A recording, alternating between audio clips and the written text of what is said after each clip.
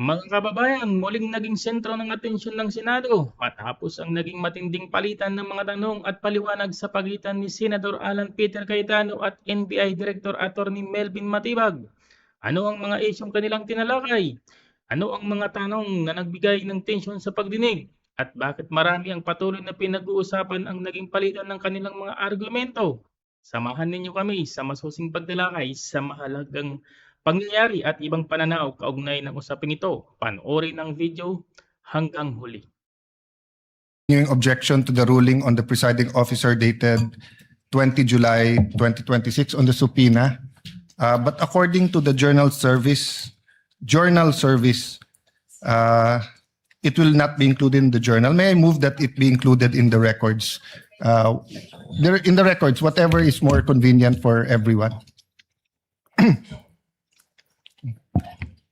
It will definitely be in the record and transcript, Your Honor. We will see what we can do about the journal. Can we get back to you? Yes. Because there's a technical difficulty. I We were believe. just under the impression na until today. That's why hinabol ko ng 5:31, then nilagay ko na lang possible supplemental. But whatever is more convenient for the clerk of court. The chair will entertain a motion to reconsider the approval of the journal earlier so that we can include this in the journal and then approve it. If you would like to make that motion, Your Honor. Well, may I move that we reconsider approval of journal just so that we can include what we agreed on yesterday, which is the written objection. There is a motion to reconsider the approval of the journal of yesterday, July 20, 2026, in order to include as part of the journal the written manifestation of Senator Judge Alan Cayetano, as we have done so with respect to Senator Judges Villanueva, Marcos, Go, Villar Camille, and Legarda. Absent any objections, the motion is approved. Journal is reconsidered. And the insertion of the manifestation of the Honorable Cayetano is so included, so ordered. Thank you, dear colleagues. Would you like to complete the process and move for the approval of the journal now? We move Senator the Judge approval with the amendment, not an insertion. The journal is approved as amended by inserting the manifestation of Senator Judge Alan Cayetano. Is there any objection? Hearing none, the same is approved sans the reading of the same.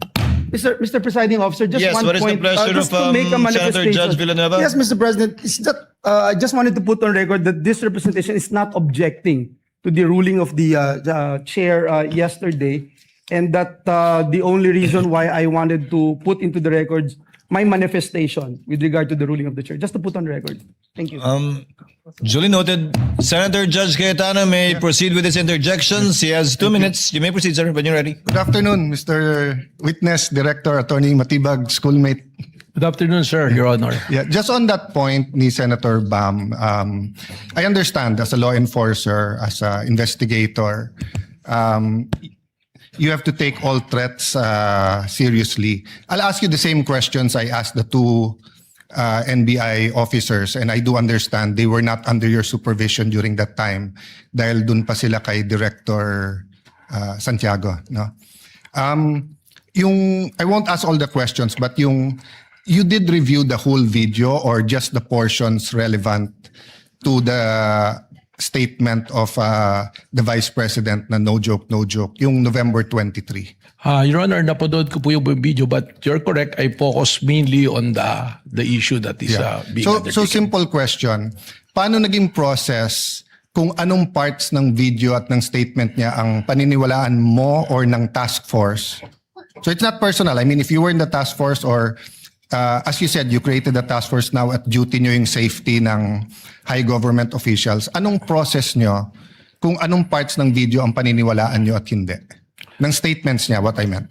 Well, ang ginawa po natin dyan, doon po mismo sa konteksto ng kanyang sinabi na humanap siya ng papatay at inutos niya na papatayin ang tatlong individual at yun po ay pumayag yung papatay at sinabi pa niya no joke, doon pa lamang po ay na pong nakita yung pong ating hinahanap po na mga pwede niyang pananagutan po sa batas. Well, as an appointee of this government, as a lawyer, as an NBI director, I see your point and I get that. But what I meant is that before that statement, sabi kasi niya, kung papatayin ako, I mean, the record will bear out naman yung eksaktong sinabi niya. No?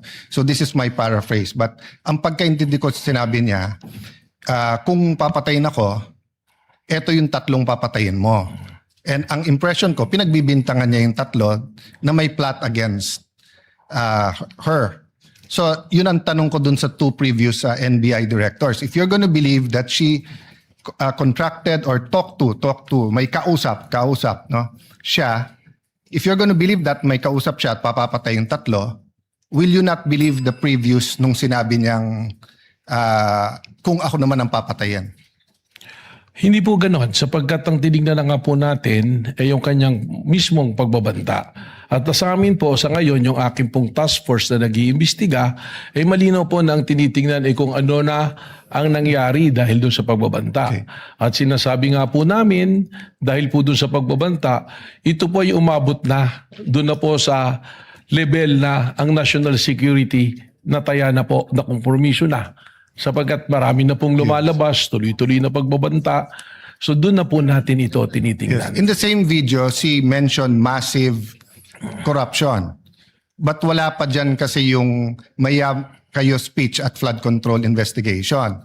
So, same question, Director. Naintindihan ko, yun yung pinaniwalaan nyo. May kausap siya, no joke, no joke.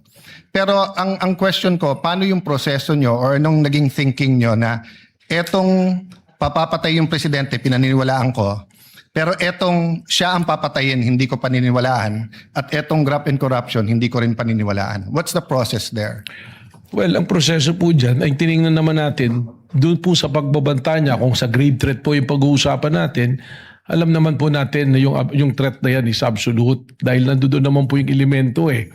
Doon naman po sa sinasabi namin na tuloy-tuloy na pag-iimbestiga dahil ito nga po ay umabot na sa level lang na naapektuhan ng national security, we take into context yung mismong sinabi niya na meron siyang kinausap at yung kanyang kinausap ay pumayag.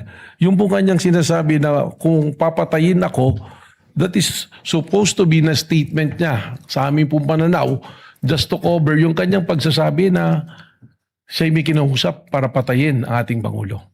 Okay, I won't argue with you, yun yung proseso nyo. But in the meantime, there were 3 statements, massive corruption, kung papatayin siya, patayin.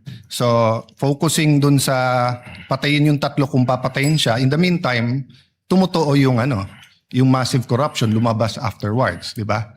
So, just one other point, at the beginning of the prosecution's questions to you, and I think the defense had a question about what can you investigate. Can you repeat your answer? As the NBI director and the NBI can investigate, did you say all crimes o yung mga Lahat po ng mga pumapasok sa amin na mga krimen ay amin pong pwedeng imbestigahan, mutuo proprio.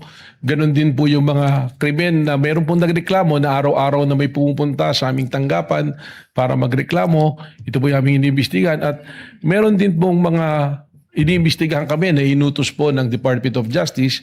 And by the very nature, under the Constitution po ng Office of the Ombudsman, they can delegate the National Bureau of Investigation to... So as a general rule, you can investigate any crime motu proprio? More than the investigation of the crime is also the protection of our nationals. Yes. Saka po siyempre siguraduhin na promote ang ating demokrasya hindi nakukompromiso. Yes, but sa investigation lang. So you can investigate any crime? Tama po. Yeah. Isn't that against the Republic Act 10867? The statute that gives you power? The act reorganizing and modernizing the National Bureau of Investigation. Sabi dito sa inyong Section 4, the NBI shall have the following powers and functions. Undertake and investigate the detection of crimes and offenses enumerated under Section 5. Section 5, may enumeration, human trafficking cases in all airports, extrajudicial, extralegal killings committed by state security forces against media practitioners' activities, killings of justices and judges, violation of 100175, otherwise known Cyber Crime Prevention Act, cases against Interagency Graft Coordinating Council and violations of the Anti-Dummy Law. Tapos, cases involving threats, security assaults against persons of the President, Vice President, Senate President, Speaker of the House, Chief Justices. Walang congressman, senators, unlike judges lahat. Transnational crimes pursuant to existing international agreements, identification of dead victims in case of mass fatalities, incidents caused by natural disaster, and violation of commercial, economic, financial, white-collar crimes, nakadyan yung law. So, exclusive yung enumeration. Then, provided, however, if that the President or Secretary of Justice may direct the NBI to undertake investigation of any crime when public interest so requires. So, hindi ba limited ang pwede niyong imbestigahan except that ang DOJ at President ang pwede mag-atas? That's my last question. Yes. Kindly wind up. Well, Witness may answer. Yes. Yung pong ating listahan na yan, tama po, nandiyan dyan. Subalit, hindi naman po sinasabi na nalilimita dyan ang aming pong pag-iimbestiga. Sapagkat malinaw po ang mandato ng NBI that we are the primary investigating body. Yun lamang nga po, merong mga kaso kung ito po ay bumagsak na sa jurisdiction halimbawa ng PNP na kanilang iniimbestigahan, we can still help and coordinate at the same way na kung kami po ay nag-iimbestiga at ang PNP pwede rin pong tumulong Well, po sa amin. Director, if that's your interpretation, that goes against what they taught us in law school, na pag exclusive yung enumeration, you cannot add.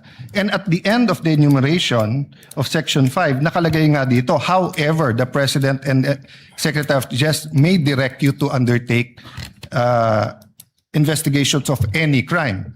Why do they have to say any crime if you can do it any crime, if you can investigate any crime after all? It seems that you're expanding your jurisdiction by yourself. Well, we've been doing po yan sapagkat we have also our primary role to make sure that law and order is being promoted through the NBI din po. Senator Cayetano Thank you. can avail Thank you. of the second Sorry. round. Yeah, thank you. Later or tomorrow, since I believe Attorney Matibag, Director Matibag, forgive me, will still be here for the continuation of cross. Senator Judge Rafi Tulfo thereafter,